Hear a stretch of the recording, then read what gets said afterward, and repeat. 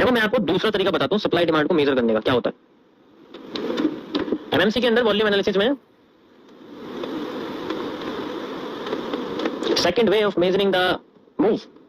कैसे पता लगेगा कि अगर मार्केट ने ब्रेकआउट कर दिया किसी का तो मैं कितना मूव देखने को मिल सकता है। तो मैं बहुत बड़ा तरीका बताता हूँ कैसे देखेगा, ध्यान से देखना, ठीक है।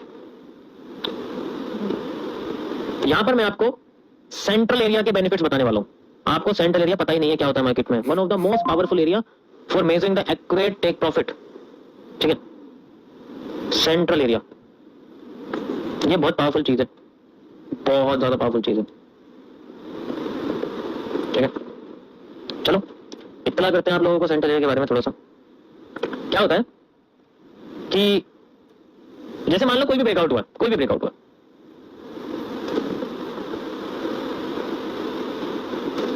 चैनल ये इसके पॉइंट्स हैं डाउन साइड के, ठीक है। सिंपल से पॉइंट्स हैं और ये मार्केट का एक बॉटम की ब्रेक डाउन लाइन है।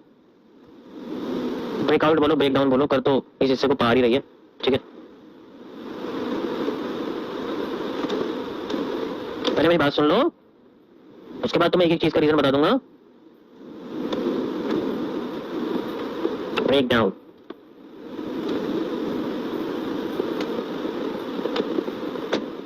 तो जब ये नीचे की साइड आती है और अब ये ब्रेक करके नीचे आ रही है, ठीक है भाई, इसने ये नीचे की साइड आ गई। अब हमें नहीं पता है कितना नीचे जाएगी, है ना भाई, और इसने ब्रेक कर दिया और यहाँ कैंडल की क्लोजिंग कर दी, हम तो घुस गए यहाँ पर ही। मान लो अगर हम ब्रेकआउट का यूज कर रहे हैं, सिंपल मैं तुम्हें कॉन्सेप्ट समझा रहा हूँ कैसे पता चलेगा मार्केट नीचे जाएगी। दूसरा तरीका क्या है, जहां से मार्केट गिरी है ना उसका उतना ही मूव होगा इस पॉइंट तक, which is also known as, अब ये तुम्हारा सेंट्रल पॉइंट बन जाएगा। This is the central point. तो जितना इस सेंट्रल पॉइंट से मार्केट हाई तक गई है उतना ही मार्केट अपने आप को नीचे तक लेके, ठीक है। सो वी कैन मेजर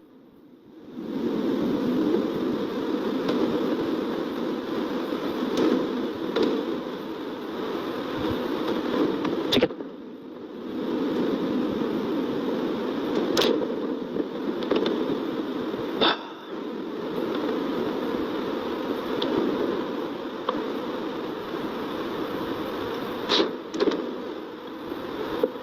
अब ये देखो, अब तुम कहोगे ब्रेकआउट देखना है, ठीक है। ब्रेकआउट कैसे देखेंगे? ब्रेकआउट हमेशा पैटर्न के एंगल के हिसाब से देखा जाता है, पैटर्न के स्ट्रेट के। अब ज्यादातर जो है मैं तुम्हें दिखाता हूँ सोच क्या होती है लोगों की। अगर ना डब्ल्यू बनता है ना तो उनके लिए ब्रेकआउट जो है वो ये है, हाँ भाई ब्रेकआउट ये ब्रेकआउट नहीं है, ये ब्रेकआउट नहीं है।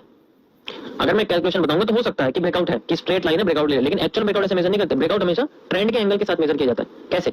अगर ट्रेंड में इस तरीके से एंगल बना हुआ है तो ब्रेकआउट भी इसी तरीके से होगा आगे। यानी कि अगर हमें ब्रेकआउट लेना तो हमें ऐसे करके इसको लेना पड़ेगा, ब्रेकआउट इस तरीके से, इसे ब्रेकआउट को हमें लेना पड़ेगा, जस्ट लाइक दिस। ऐसे हमारा ब्रेकआउट है, ये होता है ब्रेकआउट। अब ये नहीं है, ये ब्रेकआउट।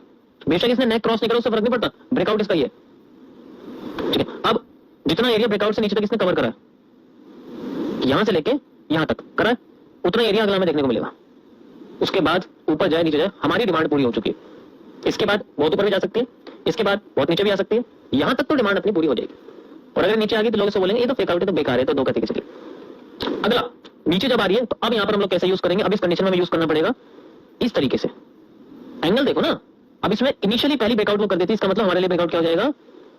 ऐसे करके, जिसे मैं दूसरी भाषा में डेकर लाइन बोलता हूं। अब ये है, ठीक है, यहां से लेके यहां तक का मेजर कर लिया हमने, ठीक है। वैसे तो यहां तक करेंगे लाइन को, क्योंकि ये ब्रेकआउट कर रही है बेशक, इस वाली लाइन को सेंटर लाइन तक हम लोग करेंगे। ये सेंटर लाइन है मार्केट की, जैसे मैंने आपको बताया, सेंटर लाइन यहां तक दिख रहा है आपको, ये सेंटर लाइन हो गई, दिख गई सबको, नजर आ गई।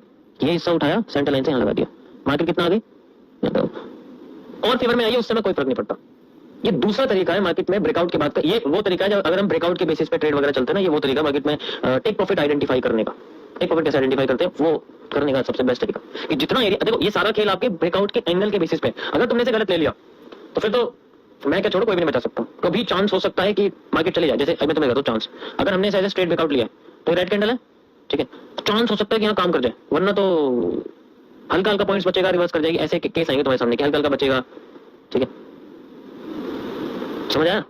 इतनी तो सप्लाई भी नहीं है ऐसे। तो इसलिए अगर रियल ब्रेकआउट होगा, जरूरी नहीं है वो किसी एम या नेक की, जो एम या डब्ल्यू के नाक को क्रॉस कर रहा है, ऐसा नहीं हो सकता कभी। ऐसे तो ऐसे या डब्ल्यू को मिलेगा। जब एंगल ही ट्रेंड का ऐसे है तो तुम ब्रेकआउट ऐसे क्यों ले रहे हो भाई? तो कोई कॉन्सेप्ट ही नहीं है, तो कोई कॉन्सेप्ट ही नहीं है, क्या है कॉन्सेप्ट? अब यहां देखो, ये ऐसे बना हुआ है तो ब्रेकआउट भी तो ऐसे होगा। अभी ब्रेकआउट है, यहां से लेके ब्रेकआउट तक का एरिया है, यहां से लेके यहां तक मिलेगा। अब इससे ऊपर जाए नीचे हमें मतलब नहीं है, हमारी तो डिमांड पूरी होगी, which is also known as the 1:1 risk reward. लेकिन कोई दिक्कत नहीं होती क्योंकि मार्केट फेयर में जाती जरूर, बहुत कम टाइम होता है कि चली जाए, क्योंकि हाई एक्यूरेसी हाई होती है तो इसके अंदर रिस्क रिवॉर्ड भी कम लेते हैं। बेशक 1 कैंडल का रिस्क एंड मार्केट। समझ आया सभी को? ये दूसरा तरीका है मार्केट में आपका ब्रेकआउट को फाइंड आउट करने का एंड फेक आउट को फाइंड आउट। पहले स्ट्रक्चर को पूरा बनने देना चाहिए होता है, ऐसे नहीं कि कुछ भी हो जाएगा।